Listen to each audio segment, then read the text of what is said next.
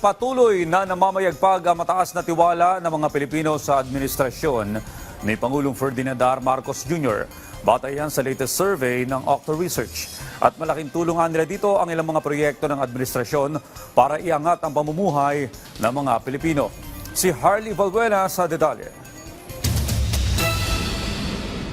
Halos 2 linggong hindi nakapamasada ang asawa ni Lola Juanita.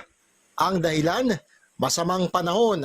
1 week po siya nagkasakit, 1 week po siya nang hindi nakapag-tricycle gawa nung binabaha po kami dyan sa tulay ng Pael. Dahil dito, kapos na ang kanilang budget sa kanilang pangangailangan. Naging takbuhan ni Aling Juanita ang Kadiwa Store. Dito kasi mabibili ang murang bigas sa ilalim ng administrasyon ni Pangulong Ferdinand R. Marcos Jr. Halimbawa, magkano ba yung bilhin niyo sa palengke, magkano yung tipid niyo?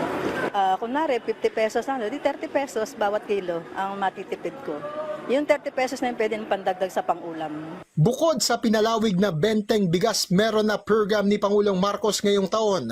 Naisakatuparan din itong Hunyo ang Family Pass sa mga tren. Maaaring makasakay ng MRT at LRT ang 4 na pasahero, pero isa lang ang bayad. Malaking tulong yan sa marketing officer na si Alona na nagpapaaral ng kapatid. Malaking tipid siya. Bakit? Kasi po sa hirap ng buhay ngayon, approve naman po, lalo na sa mga taong hindi kaya yung pamasahe. Ramdam din ng mga mahihirap ang pagkalinga ni President Marcos Jr. Gaya ng beneficiary ng Pantawid Pamilyang Pilipino Program of 4 Peace na si Rosel. Nakakainga na raw siya ng maluwag dahil may masasandalan siyang pangulo. Dahil sa pangtawid yan, nakakatulong sa mga anak ko, pag-aaral ko.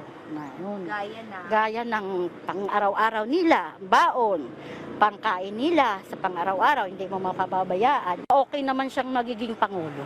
Batay sa pinakabagong tugon ng Masa Nationwide Survey ngayong ikalawang quarter ng 2025, umarangkada ang performance rating ng Pangulo. Mula sa 59% noong April ay sumipa ito sa 62% ngayong Hulyo, habang ang kanyang trust ratings lumobo sa 64%. 4 na puntos na mas mataas kumpara noong Abril. Dahil dyan, naungusan ni Marcos Jr. ang iba pang mataas na opisyal sa pamahalaan sa parehong trust at performance ratings. Ayon sa Octa Research, ang pamamayagpag ng ratings ng presidente ay refleksyon ng pagsuporta ng mas maraming Pinoy. Wala po kaming gagawin kundi magtrabaho. Magtatrabaho po kami na magtatrabaho at hindi po kami magbabakasyon hanggat sa kakayanin. Trabaho lang ng trabaho. Harley Valbuena para sa Pambansang TV sa Bagong Pilipinas.